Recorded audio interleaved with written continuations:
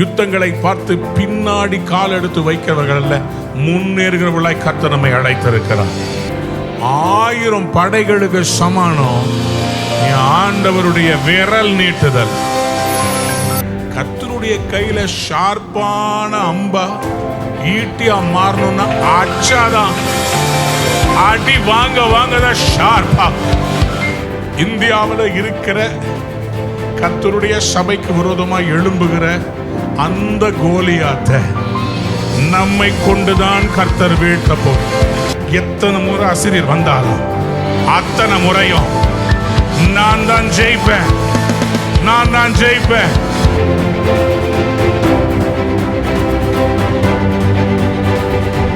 எரேமியா தீர்க்கதரிசன புஸ்தகம் 51ஆம் அதிகாரம் 20ஆம் வசனத்தை வாசிக்கலாம். நீ எனக்கு தண்டாயுதமும் you are my war club, அஸ்தராயுதமானவன்.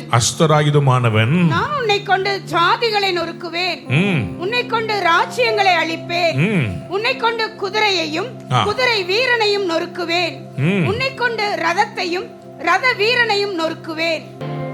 We are called to deliver. We are called to bring a deliverance. We are called to heal. We are called as weapons in the hands of a warrior God.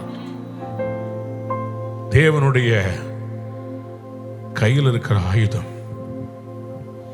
எபேசியர் 6ஆம் அதிகாரத்தில் பவுல் அப்போஸ்தலன் பழைய ஏற்பாட்டில் அல்ல புதிய ஏற்பாட்டில் சொல்றார், தேவனுடைய சர்வாயுத வர்க்கத்தை தரித்துக் கொள்ளுங்கள்.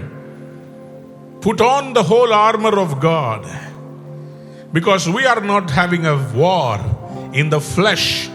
மாம்சத்தோடும் இரத்தத்தோடும் நமக்கு யுத்தம் அல்ல, துரைத்தனங்களோடும் அதிகாரங்களோடும் பிரபஞ்சத்தின் அந்தகார லோகாதிபதிகளோடும் வான மண்டலங்களில் உள்ள பொல்லாத ஆவிகளின் சேனைகளோடும் நமக்கு போராட்டம் உண்டு. பக்கத்துல சொல்லுங்க, போராட்டம் உண்டு. If you're expecting a Christianity without a war, I'm sorry. If you're expecting a Christianity without a fight, I'm sorry. ஏன்னா ஆண்டவராகிய இயேசு சொன்னார் யோவான் 16ஆம் அதிகாரம் 33ஆம் வசனத்தில், இந்த உலகத்தில் உங்களுக்கு உபத்திரவம் உண்டு, ஆனாலும் திடன் கொள்ளுங்கள், உங்களுக்கு வெற்றியை ஏற்கனவே கர்த்தர் நியமித்திருக்கும் போது யுத்தங்களை பார்த்து கலங்க வேண்டியது என்ன?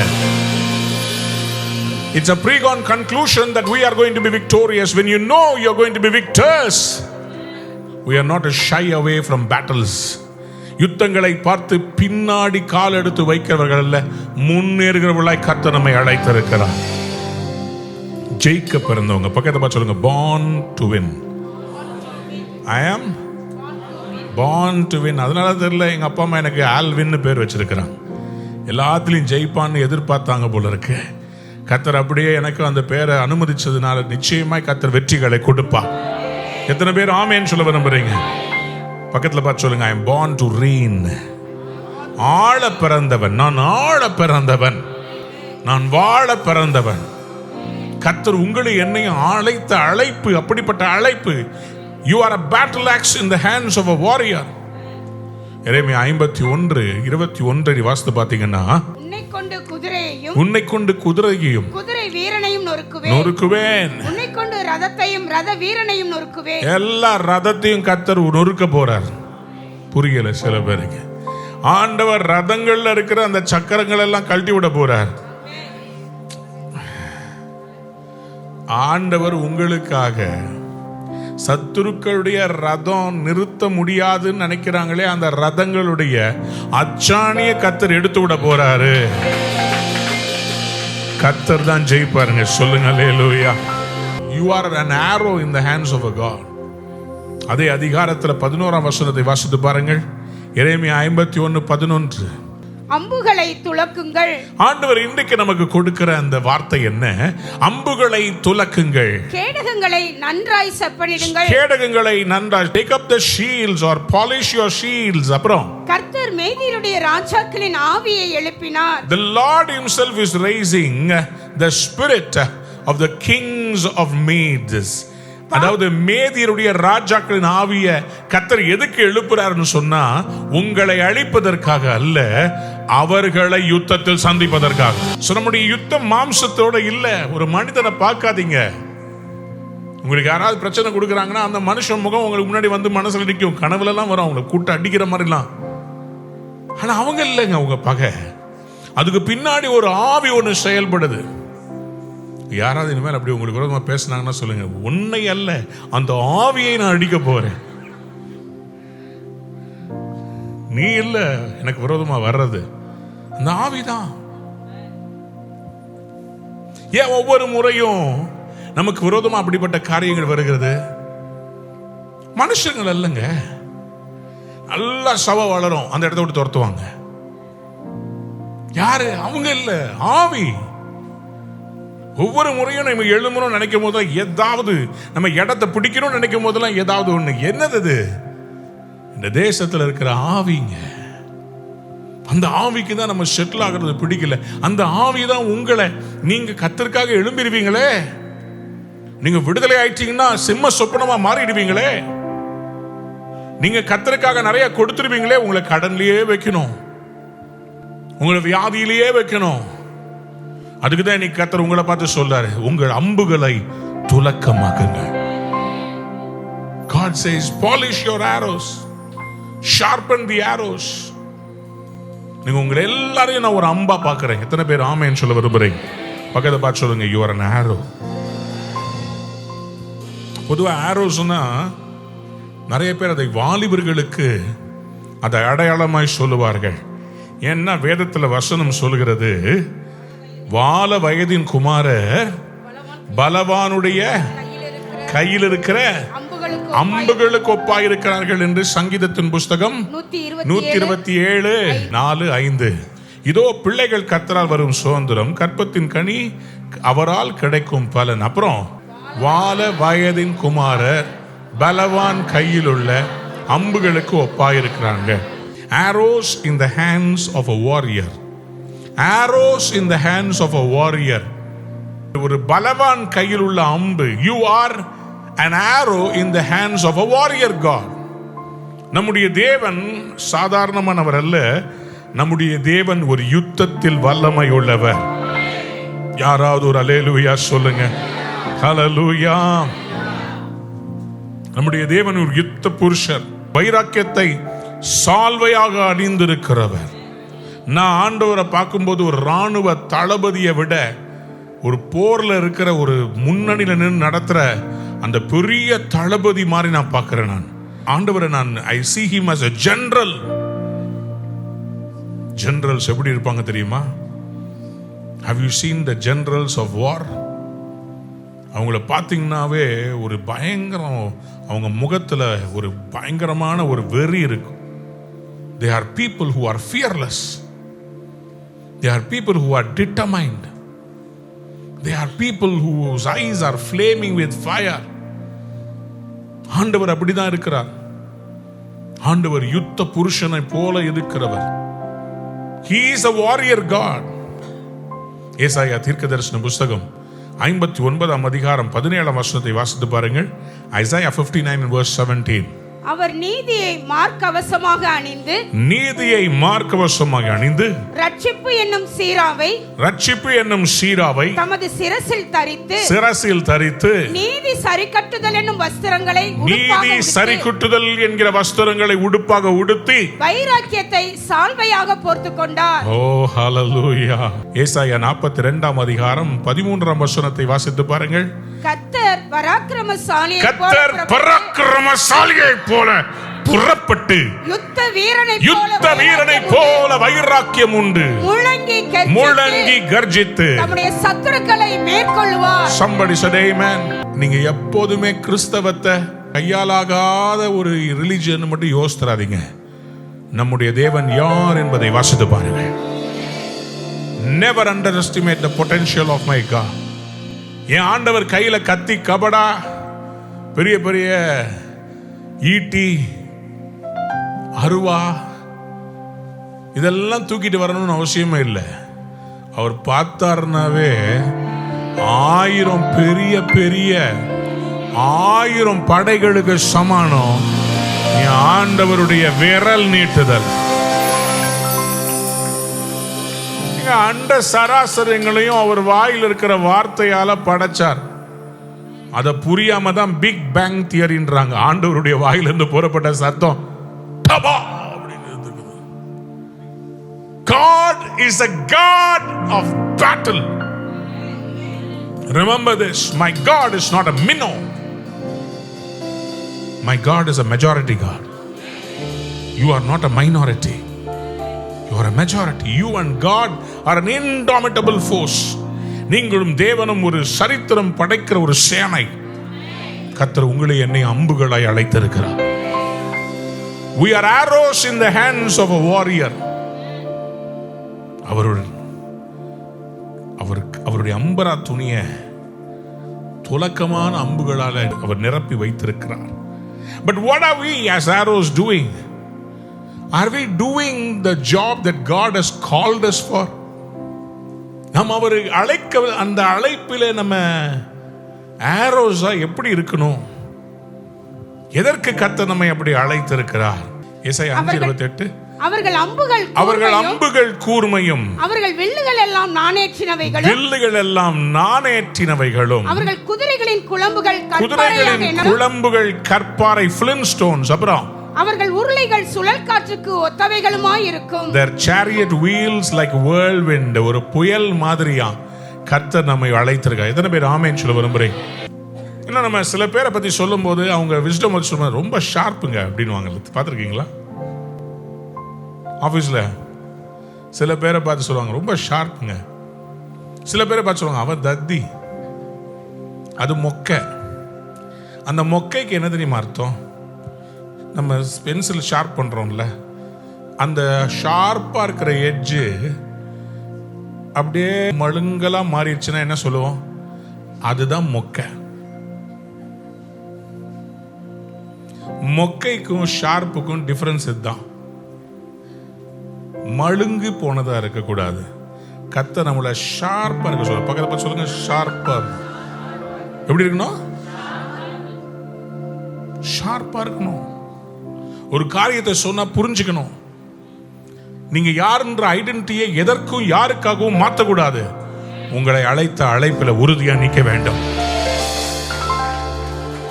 பல வேளைகளில் உங்களை பார்த்து பிசா சொல்லுவான், நீ இது கிடையாது, இந்த இடத்தை விட்டு ஓடிடு, உனக்கு இது தகுதி இல்லை, உன்னால முடியாது.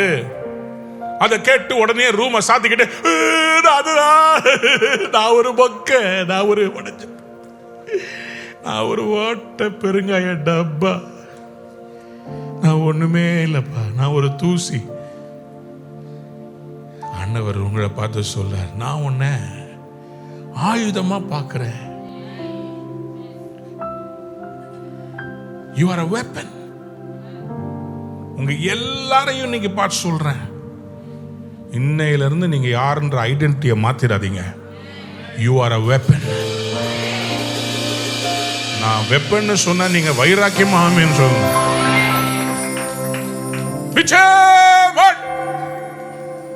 பார்த்திருக்கீங்களா? ராணுவத்தில் சொல்லுவாங்க, பார்த்திருக்கீங்களா? Right turn, left turn, onward march, left right left right, அந்த மாதிரி இருக்கணும். அதை விட்டு ஆமென் நீங்கள் ஆயுதங்கள். ஆமா, பக்கத்து பார்த்து ரொம்ப அன்பா கேளுங்க, நீங்க மொக்கையா ஷார்ப்பா? Really I am asking you. நான் ஊழியத்தில் இன்னைக்கு வரைக்கும் ஒன்னே ஒன்று நான் கத்துருக்கேன். என்ன பிசாசு நெருக்குனான்னா நான் பெருகணும்னு யோசிப்பேனே தவிர விட்டு கொடுக்கணும்னு யோசிக்கிறதே கிடையாது.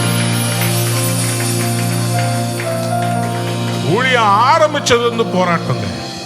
இந்த 18 வருஷமா நான் பார்க்காத யுத்தங்கள் இல்லை. எவ்வளவு போராட்டம், எத்தனை ஏச்சுக்கள் பேச்சுக்கள், எத்தனை முதுகுல குத்துக்கள், எவ்வளவு காரியங்களை தாண்டி வந்திருக்கேன் தெரியுமா? ஆனா ஒன்னே ஒண்ணு எனக்கு தெரியும், நான் யாரு, எதுக்கு என்னை எல்லாரும் இப்படி அடிக்கிறாங்க. ஓ, கர்த்தருடைய கையில ஷார்ப்பான அம்பா ஈட்டியா மாறணும்னா அச்சாதான். அடி வாங்க வாங்க தான் ஷார்ப்பா. கடப்பாறையுடைய எட்ஜ அச்சாதான் ஷார்ப் ஆகும். ஒரு கடப்பாறைக்கு 2 முனை இருக்கிறது. ஒன்று பிடிக்கிற முனை, மற்றொன்று பயன்படுகிற முனை. அதுதான் நீங்கள் எதிர்பார்க்கிற வேலையை செய்கிற முனை. கர்த்தர் உங்களை பயன்படுத்தும்படி ஒரு ஆயுதமாய் வைக்க விரும்புகிறார். அரண்மனையில் இருக்கிற ஷோ பீஸ் இல்ல, மியூசியம்ல வச்சிருப்பாங்க தெரியுமா? இது ஐதர் அலி காலத்துது, இது ராஜ்பாட் ரங்கதுரை காலத்துது, இது நிசாமுதீன் காலத்துது. இதெல்லாம் காட்சி பொருள் இருக்கிறது இல்லைங்க, உங்களை இன்னைக்கும் பயன்படுத்துறதா. I don't want the church to be a museum. அந்த காலத்துல நாங்கெல்லாம் எதற்காக அழைக்கப்பட்டேனோ, எதற்காக கர்த்தரை பிடிச்சனோ, அதற்காக நான் ஆசையா தொடர்றேன்னு ஓடணும். பயப்படக்கூடாது. பிசாசு உங்க ஐடென்டிட்டியை மாத்துறதுக்கு, உடைக்கிறதுக்கு, உங்களை டம்மி பீஸ் ஆக்கிறதுக்கு நிறைய ட்ரை பண்ணுவான். தாவீது முன்னணியில நிக்கிறார். அங்க கோலியாத் டேய் வாங்கடா பாத்துக்கலான்னு கூப்பிடுறான். இஸ்ரவேல்ல இருக்க ஒரு பய போக மாட்டேன்றாங்க. எல்லாரும் ஐயோ நான் போன என் குடும்பத்தை யார் காப்பாத்துறது? சவுல் ராஜா முதற்கொண்டு தாவீதுடைய சகோதரர் வரைக்கும் ஒரு பய போல. தாவீது முன்னணியில சொல்றார், அந்த கோலியாத்தை நான் வீழ்த்துவேன். சொல்றது விளங்குச்சுன்னா ஒரு ஆமேன்னு சொல்லுங்க. இந்தியாவில் இருக்கிற கர்த்தருடைய சபைக்கு விரோதமாக எழும்புகிற அந்த கோலியாத்தை நம்மை கொண்டுதான் கர்த்தர் வீழ்த்த போகிறார். பக்கத்தை பார்த்து சொல்லுங்க, நீங்க தான் அந்த அம்பு. அல்லேலூயா, அல்லேலூயா. இஸ்ரவேலர் எல்லாரும் அந்த மனுஷனை காணும் போது பயந்து ஓடுவார்களாம். ஆனா தாவீது மட்டும் சொல்லுகிறான், அந்த பெலிஸ்தியன் எம்மாத்திரம். அப்ப நம்ம என்ன சொல்லணும்? இந்தியாவில் எவ்வளோ எதிர்ப்புகள் வரும்போது, சபைக்கு உபத்திரம் வரும்போது நம்ம சொல்லணும், இவர்கள் எம்மாத்திரம். வாசிங்க 1 சாமுவேல் 17ஆம் அதிகாரம் 26ஆம் வசனத்துல தாவீது என்ன சொன்னார்னு பாருங்களேன். அப்பொழுது தாவீது தன் அண்டையிலே நிற்கிறவர்களை பார்த்து, இந்த பெலிஸ்தனை கொன்று இஸ்ரவேலுக்கு நேரிட்ட நிந்தையை நீக்குகிறவனுக்கு என்ன செய்யப்படும்? ஜீவனுள்ள தேவனுடைய சேனைகளை நிந்திக்கிறதற்கு விருத்த சேதனம் இல்லாத இந்த பெலிஸ்தன் எம்மாத்திரம் என்றான். ஜீவனுள்ள தேவனுடைய சேனைகளை நிந்திப்பதற்கு இவன் எம்மாத்திரம். இவன் யாரு ஆண்டவரை பத்தி பேசுறதுக்கு?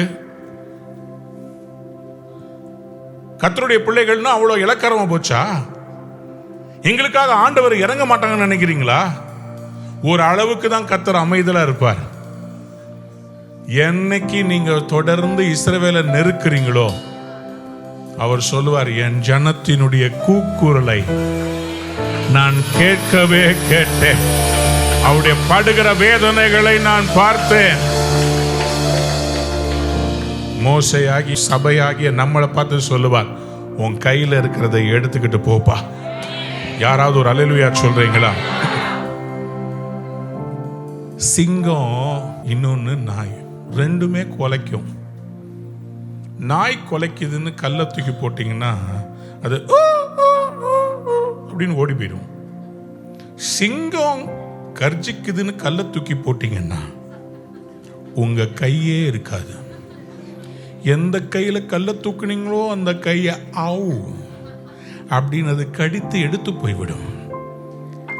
நம்ம ராஜ சிங்கத்தினுடைய பிள்ளைங்க, யூத ராஜ சிங்கத்தின் பிள்ளைகள் தான்.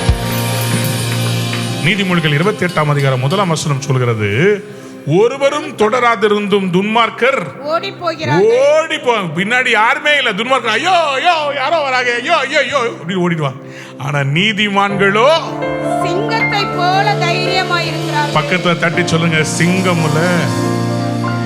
அடடா, அதை எப்படி சொல்லணும்? வைராக்கியமா சொல்லுங்க, சொல்லுங்க. பக்கத்துல தட்டி சொல்லுங்க, சிங்கம்ல. உங்களை பார்த்து பிசாசு சொன்னா, உனக்கு என்ன செஞ்சிட்டாரு, நீ எதுக்கு சர்ச்சுக்கு போகணும், உனக்கு என்ன நடந்துச்சு, நீ ஏன். உடனே சில பேர், ஆமால ஆமா, நான் ஒரு டம்மி பீஸு, அவ்வளோதான், என் லைஃபே முடிஞ்சு போச்சு, நான் போறேன்னு சொல்லாதீங்க. நின்னு ஜெயிச்சு காண்பிக்க போறேன். நான் போக மாட்டேன். சத்தமா ஒரு அல்லேலூயா சொல்றீங்களா? என்னை போல ஒரு மனுஷன் ஓடி போவானோ? நெகேமியாவிடத்துல வந்து சொல்றாங்க, ஓனோ பள்ளத்தாக்குல வாப்பா, மலையில வேலை செய்யற அவனை பார்த்து பள்ளத்தாக்கு கூப்பிடுறாங்க. இன்றைக்கு பவுலை மேற்கோள் காட்டி நாங்கள் தொழில் செய்கிறோம், நாங்கள் பவுலை போல கூடார வேலை செய்கிறோம் என்று சபையை பார்க்காம பிசினஸ் பார்க்க ஆரம்பிச்சிட்டாங்க. எழுமுன நிறைய பேர் இன்னைக்கு பொருளாதார நெருக்கடிகளும் பல பிரச்சனைகளும் வரும்போது அவங்களுடைய போக்கஸ் ரிவைவலுக்காக அழைக்கப்பட்டவங்க, ரிவைவலுக்காக நான் வேலை செய்கிறேன், நான் பிசினஸ் செய்கிறேன் என்று சொல்றவங்க நிறைய பேர் ரிவைவலை விட்டுட்டாங்க, மத்ததை பிடிச்சுக்கிட்டாங்க. You have to understand why you and I were created. எதற்காக கர்த்தர் நம்மை அழைத்தாரோ அதற்காக நாம ஓட வேண்டும். எத்தனை பேர் ஆமென் சொல்ல விரும்புறீங்க? ஹல்லேலூயா. பக்கத்தை பார்த்து சொல்லுங்க, ஷார்ப்பா மாறுங்க. ஹல்லேலூயா. அதுக்கு தான் கர்த்தர் நம்மை அழைத்திருக்கிறார். I want every one of you to be sharp. Sharp பண்ணும்போது தீர்க்க தரிசனத்தில் ஷார்ப்பா மாற போறீங்க. புள்ளி விவரங்களோட கர்த்தர் இனிமேல் உங்க மூலமா பேச போறார். புள்ளி விவரங்களை கொடுப்பாருங்க. நீங்க பண்ற ஒவ்வொரு ஜெபத்தையும் கர்த்தர் அற்புதமா மாற்றுவார். கடந்த வருடம் துடியலூர்ல மீட்டிங்கை முடிச்சுட்டு துடியலூர்ல இருந்து கோத்தகிரிக்கு போய் ஒரு 2 நாள் இளைப்பாறலாம்னு சொல்லும் போது அந்த அருமையான சகோதரி சிந்தியா அவர்கள் அவருடைய வீட்டில் ஒரு கூட்டத்தை ஒன்று ஏற்படுத்தி வச்சிருந்தாங்க. அந்த கூட்டத்தில் ஒன்றும் இல்லை, வீட்டில் அக்கம் பக்கத்தில் இருக்கவங்கள கூப்பிட்டுருந்தாங்க. 2 பிரெக்னன்ட் கேர்ள்ஸ் அங்கே வந்திருந்தாங்க.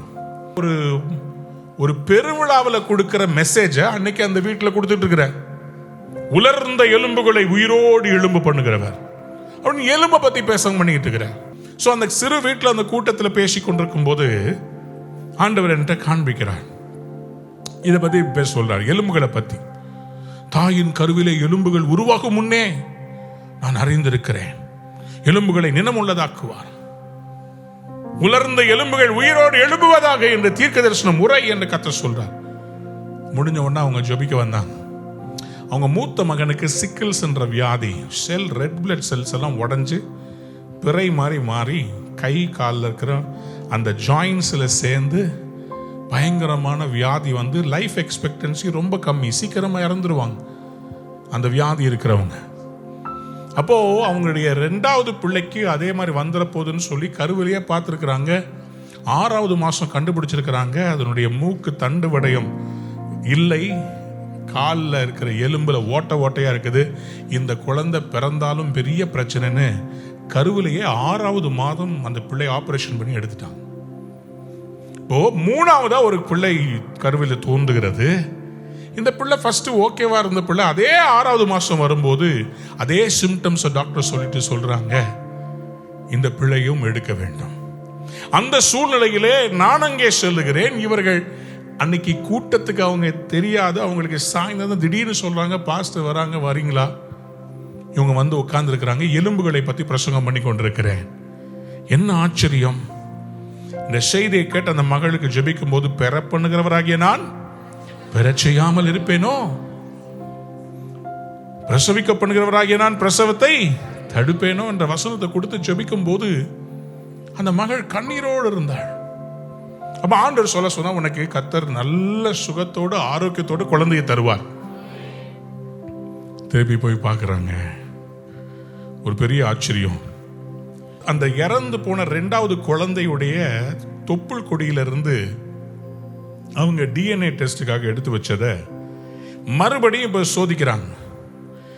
இந்த வியாதி இந்த குழந்தைக்கு வந்துச்சுன்னா எப்படி இருக்குன்றதை சோதிக்கிறதுக்காக எடுத்து செக் பண்ணா எந்த அந்த அம்னியோட்டிக் ஃப்ளூயிட்ல இந்த வியாதி இருக்குன்னு சொல்லிச்சோ அதே இடத்துல இருந்து திருப்பி எடுத்து டெஸ்ட் பண்ணா ஒண்ணுமே இல்லைன்னு வந்துருச்சு. மூத்த மகனுக்கு என்ன வியாதின்னு நினைச்சாங்களோ டெஸ்ட் பண்ணி பார்த்தா அந்த மகனுக்கு அந்த வியாதியே இல்லை. அடுத்த குழந்தை அது பிறக்கும், அது வயிற்றுலயே எடுக்கணும்னு சொன்னவங்க இவங்க இந்த வசனத்தை கேட்டு தைரியமா ஜெபம் பண்ணாங்க. ஆண்டவர் ஆபரேஷன் பண்ணி தான் பிள்ளை எடுத்தாங்களா. ஆனா அந்த குழந்தைக்கு டெஸ்ட் பண்ணி பார்த்தா ஒன்றும் இல்லை, பூர்ண சுகத்தோட ஆரோக்கியத்தோட அந்த குழந்தை பிறந்தது. கடந்த வாரத்தில் என்னுடைய கூட இருக்கிற அந்த தம்பி சொல்ல, எங்கள் அம்மாவுக்கு தெரிஞ்சவங்க அது பாஸ்டர், அவங்க பாஸ்டர் இறந்துட்டார். பாஸ்டர் அம்மா அவங்களுடைய வாலிப பிள்ளை +2 படிக்கிறா, எக்ஸாம் எழுதிட்டு இருக்கிறா. திடீர்னு ஹாஸ்டல்லேருந்து ஃபோனு பார்த்தா அவளுக்கு யூட்ரஸில் கட்டி இருக்குது, டாக்டர் ஆப்ரேஷன் பண்ணணுன்னாங்க. ப்ராக்டிக்கல் எக்ஸாம் ஃபஸ்ட்டு ப்ராக்டிக்கல் தான் முடிஞ்சிருக்குது. ஒரு ஜெபம் பண்ண முடியுமா? நானே டயர்டில் இருக்க, பயங்கர டயர்டு. சரின்னு ஓகே அப்படின்னு சொல்லிட்டு அந்த ஃபோனை எடுத்து அவங்களுக்காக நான் ஜெபிக்கும் போது ஆப்ரேஷன் சக்சஸ்ஃபுல்லாக நடக்கணுன்றதுக்காக நான் ஜெபிக்க ஆரம்பிக்கிறேன். ஜெபிச்சுக்கிட்டே இருக்கும்போது ஆவியானவர் தரிசனமாய் காண்பிக்கிறார், இல்லை நீ பின் பாயிண்டடாக ஜெபிக்கணும், இன்னும் கூர்மையாக ஜெபிக்கணும். அப்போ நான் இன்னும் கொஞ்சம் என்னுடைய கவனத்தை செதுக்கி ஆண்டவர் பக்கத்தில் ஒருமுகப்படுத்தி சொல்லுங்க ஆண்டவரே. இப்போ ஆண்டவர் சொல்றாரு, நான் வியாதி படுக்கையை மாற்றுவேன். அவர் தமது வசனத்தை அனுப்பி அவர்களை குணமாக்கி சங்கீதம் 107:20 கொடுக்கிறார். இப்ப நான் சொல்றேன், அந்த மகள் எங்கே இருந்தாலும் ஆண்டவரே உம்முடைய வசனத்தை அனுப்புகிறேன், இப்பொழுதே சுகம் அடைவதாக.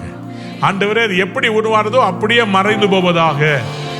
ஆண்டவரே ஆபரேஷன் இல்லாம கர்த்தர் சுகமாக்குறதுக்காக ஸ்தோத்திரம். அந்த தாய் அழுதார்கள், நானும் அழுது ஜெபிச்சேன். என்ன ஆச்சரியம், 2 நாளைக்கு பிறகு எனக்கு செய்தி வருகிறது. டாக்டர்கிட்ட போனா டாக்டர் சொல்றாராம், என்னது இருந்தது சின்னதா ஆயிருச்சு, இதுக்கெல்லாம் ஆபரேஷனே தேவையில்லை, இது மறந்தே போதும். அந்த பிள்ளை எக்ஸாம் எல்லாம் எழுதிக்கிட்டு இருக்கு. நல்லா கையை தட்டி தேவனுக்கு நன்றி செலுத்து. பக்கத்தை பார்த்து சொல்லுங்க, ஷார்ப்பா மாத்திட்டு வரார். நான் ஒரு காலத்துல பிரசங்கம் பண்ணணும்னா எனக்குள்ள 1008 எண்ணங்கள் ஓடும். இந்த செய்தியா அந்த செய்தியா, அப்படியே படபடனுவேன். பிரசங்கம் பண்ணிட்டு இருக்கும்போது நடுவில் எனக்கு வேர்க்க ஆரம்பிக்கும். ஆனா நான் உங்களுக்கு சொல்றேன், இன்னைக்கு உங்களையும் கர்த்தர் ஒரு ஊழியக்காரனா மாற்றுவாராக, உங்களையும் இந்த இடத்துக்கு கொண்டு வருவாராக, உங்களையும் ஒரு ஜெப வீரனாய் மாற்றுவாராக. பெரிய வெற்றிகள் உங்கள் கைகள் மூலமாய் கர்த்தர் கொடுக்க போகிறார். என்னோட கூட 2 ராஜாக்கள் 13ஆம் அதிகாரம் 15 17 வசனத்தை வாசிக்க போறீங்க. 2 Kings chapter 13 verse 15 to 17. Elisha அவனை பார்த்து, வில்லையும் அம்புகளையும் பிடியும் என்றான். அப்படியே வில்லையும் அம்புகளையும் பிடித்துக் கொண்டான். அப்பொழுது அவன் இஸ்ரவேலின் ராஜாவை நோக்கி, உம்முடைய கையை வில்லின் மேல் வையும் என்றான். அவன் தன் கையை வைத்த போது எலிசா தன் கைகளை ராஜாவுடைய கைகள் மேல் வைத்து, கிழக்கே இருக்கிற ஜன்னலை திறவும் என்றான். அவன் அதை திறந்தபோது எலிசா எய்யும் என்றான். இவன் எய்தபோது அவன், அது கர்த்தருடைய ரட்சிப்பின் அம்பும் சீரியரினின்று விடுதலையாக்கும் ரட்சிப்பின் அம்புமானது. நீர் ஆப்பெக்கிலே சீரியரை தீர முறியடிப்பீர் என்றான். கைகளை உயர்த்தி ஒரு அல்லேலூயா சொல்லு. ஆமென். இவரு பேரு யோவாஸ். கையில புடிங்க. வில் எங்க இருக்குது? அந்த கையில இருக்கு. அம்பு எங்க இருக்குது? இந்த கையில இருக்குது. இப்ப பாருங்க, இந்த தீர்க்கதரிசி இந்த ராஜா கிட்ட சொல்ல விரும்புறாரு, உங்க மூலமா ஒரு பெரிய ரட்சிப்பை கர்த்தர் தர போறாருன்னு தீர்க்க தரிசனமா பேச விரும்புறார். இங்க பாருங்களேன், இவர் என்ன செய்தாரு நல்லா புரிஞ்சுக்கோங்க. இவர் வாயில சொல்லி இருக்கலாம், கிழக்கு பக்கமா பார்த்து உடுப்பா. You need directions. யாராவது ஒரு ஆமேன்னு சொல்லுங்க. பக்கத்து பார்த்து சொல்லுங்களேன், டைரக்ஷன் வேணுங்க. Because as a pastor, my job is to prophetically direct you towards the direction in which God wants to shoot you. I want to show you the way God wants to use you. I want to show you the directions where God wants to plant you. உங்களை எங்கே கர்த்தர் அவர் விதைக்க விரும்புகிறார், எங்கே பயன்படுத்த விரும்புகிறார், எந்த ஸ்தானத்தில், எந்த விதத்தில். இதற்கு தான் கர்த்தர் என்னுடைய கையிலே வார்த்தையாகிய பட்டயத்தை கொடுத்து வச்சிருக்கிறார். To the elderly prophet, he is now mentoring a generation of young kings, and he's a young king. He doesn't know the directions. He needs directions from God. So what does the prophet do? இவர் என்ன செய்கிறார்? இந்த ராஜாவினுடைய கையோடு தன் கையை சேர்த்து வைக்கிறார். உம்முடைய கையை வில்லின் மேல் வையும் என்றான். அவன் தன் கையை வைத்தபோது எலிசா தன் கைகளை ராஜாவுடைய கைகள் மேல் வைத்து. This is what the church is going to do. The church's responsibility is to put the arms around your shoulder, over your hands, and tell you where to shoot. சொல்லிட்டு பிடிச்சிட்டு சொல்றாரு, கிழக்கிலே இருக்கிற ஜன்னலை திறவும். கிழக்கில் இருக்கிற ஜன்னலை திறந்தாச்சு. இப்போ அவர் சொல்றாரு, என்ன சொல்றாரு? ஏய்யும் என்றார். உடுப்பா உடு. இதுதான் இந்த காலத்தில் வாலிபர்கள் செய்ய மாட்டேன்றாங்க. எவ்வளவுதான் கையை வச்சு கிழக்கு பக்கம் திரும்பினா ஒருத்தன் வடக்கு பக்கம் திரும்புறான். கைய மேல வச்சா எல்லாம் எனக்கு தெரியும் நீ போன்றான்.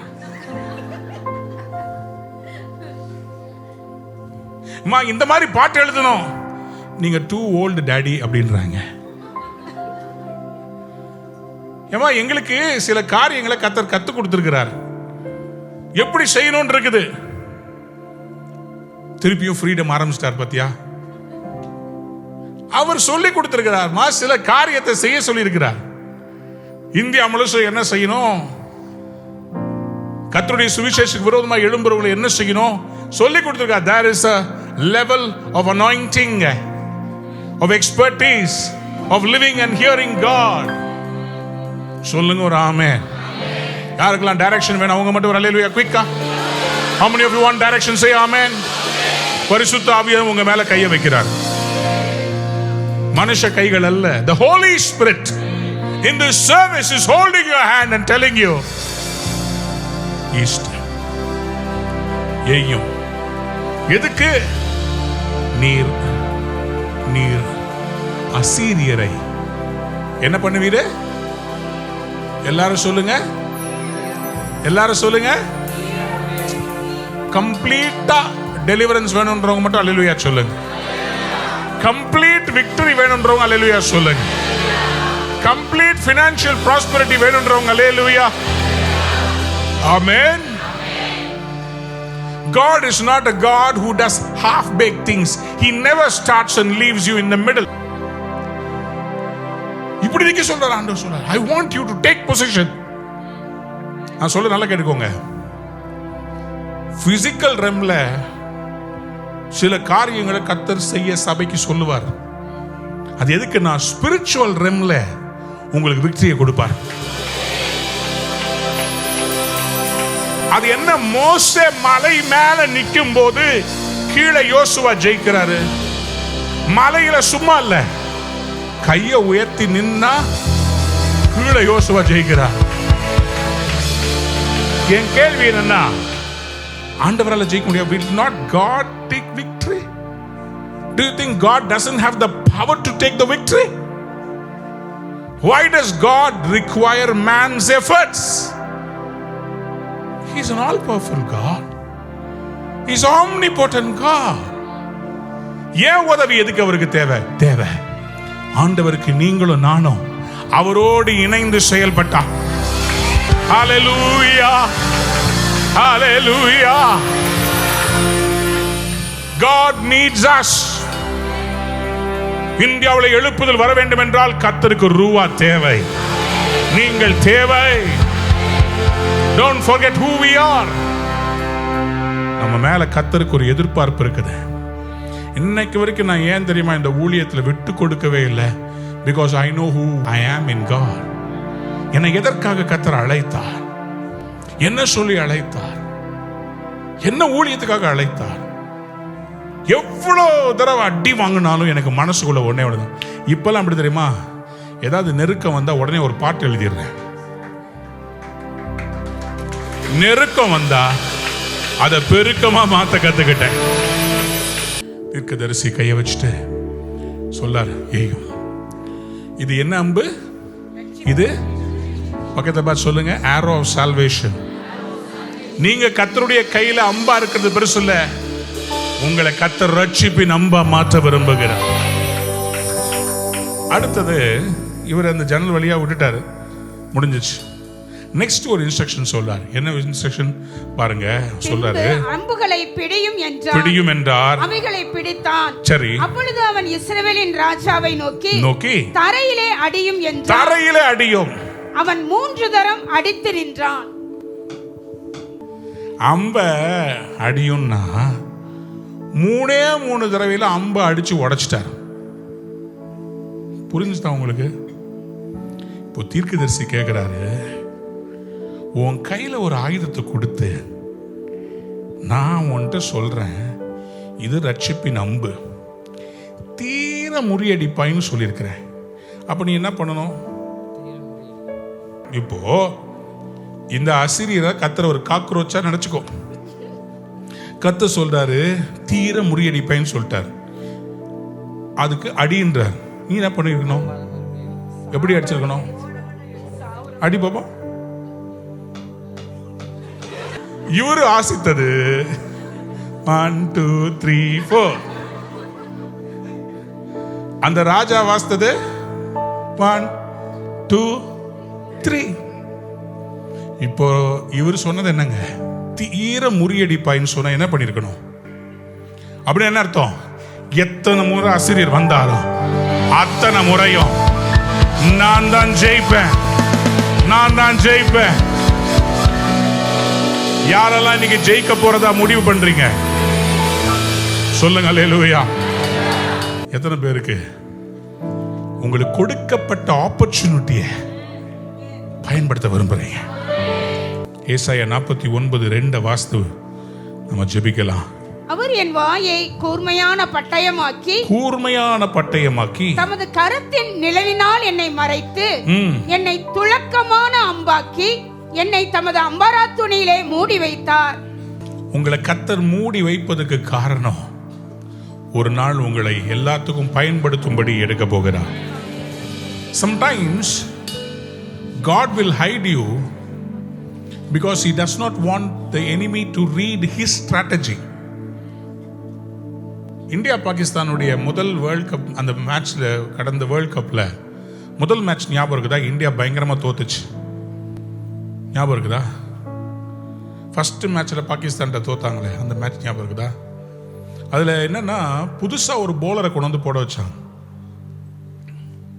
நம்ம வேர்ல்ட் கப்ல கூட ஜெயிச்சதுக்கு, நிறைய ஜெயிச்சதுக்கு காரணம் அந்த ஷமின்ற அந்த போலரை அது வரைக்கும் யாருக்கும் காமிக்கவே இல்லை. திடீர்னு வேர்ல்ட் கப்ல இன்ட்ரோடியூஸ் பண்ணாங்க.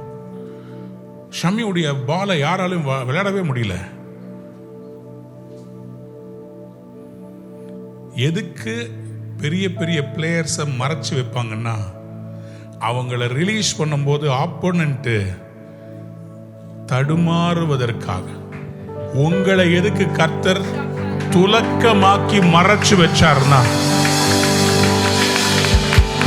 தாவீத வனாந்திரத்துல ஆண்டவர் ஏன் போட்டார்னா, ஒரு நாள் கோலியாத்தை அடிக்க சிங்கத்தை கொன்ற தாவீது, கரடியை வனாந்திரத்திலே கொன்ற தாவீத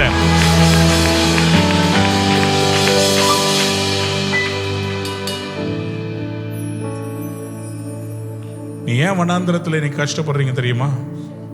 ஒரு நாள் கர்த்தர் உங்களை ராஜாவா மாத்த போறார். ஏன் இன்னைக்கு இவ்வளவு புயல்கள் தெரியுமா? கர்த்தர் உங்களை கொண்டு பெரிய காரியம் செய்ய போறார். ஏன் தாமதம் தெரியுமா? உங்களுக்கு பிறக்க போகிறது தீர்க்கதரிசன குழந்தை. That is why God is delaying things, not to fail you, but to make you a history. ஏற்ற துணையை கர்த்தர் தருவார். உனக்கு ஏற்ற ஒரு துணையை தருவார். God will give you only the best. You don't need to compromise anything. But God wants us to become sharp. Tamana shendere இது நீ திருப்பி அடிக்க வேண்டிய நேரம். உன்னை எவ்வளவு நாள் பிசாசு அடிச்சா, நீ திருப்பி அடிக்க வேண்டிய நேரம். நீ எழும்ப வேண்டும். நீ தீர முறியடிப்பார். நீ கர்த்தருடைய கையில் இருக்க ரட்சிப்பை நம்பு. தீர முறியடிப்பார். தீர முறியடிப்பார்.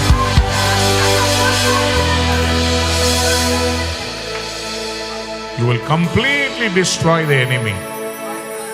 Completely destroy. Thank you, Lord. இந்த பிள்ளைகளை ஆசீர்வதிக்க போறதுக்காக ஸ்தோத்திரம். மனதார ஆசீர்வதிக்கிறேன். கம்ப்ளீட்டா அவங்க கடன்ல இருந்து வெளியே வருவாங்க. கம்ப்ளீட்டா அவங்கள கர்த்தர் நீர் ஆசீர்வாதமாய் மாற்றுவேன். கம்ப்ளீட்டா அவங்க குடும்பத்தில் அற்புதம் நடக்கும். கம்ப்ளீட்டா வியாதியை விட்டு வெளியே வருவாங்க. கம்ப்ளீட்டா அவங்கள உயர்த்துவீங்கப்பா. இனி மேடு பள்ளம் இல்லை, இனி உயர் ஸ்தலங்களில் ஏற பண்ணுவேன். உமக்கு நன்றி. உடைய பிள்ளைகளை மனதார ஆசீர்வதிக்கிறேன். பிள்ளைகளுடைய தலையை உயர்த்துங்க, இவளை மேன்மைப்படுத்துங்க. இயேசுவின் நாமத்தில் ஜெபம் கேளும் பிதாவே. அன்பான நேயர்களே, இந்நிகழ்ச்சியில் கொடுக்கப்பட்ட வாக்குத்தத்தங்களும் தீர்க்க தரிசன வார்த்தைகளும் உங்களுக்கு ஆசீர்வாதமாய் இருந்திருக்கும் என்று நாங்கள் நம்புகிறோம். நீங்கள் பெற்ற ஆசீர்வாதங்களையும் ஜெப விண்ணப்பங்களையும் மற்றும் உங்கள் காணிக்கைகளையும் அனுப்ப வேண்டிய எங்கள் முகவரி: ரூவா ஊழியங்கள், எண் 82, ஜவஹர்லால் நேரு சாலை, சிம்ஸ் மருத்துவமனை எதிரில், வடபழனி, சென்னை 26. உங்கள் காணிக்கைகளை ஆன்லைன் மூலமாக எளிதாக செலுத்தலாம்.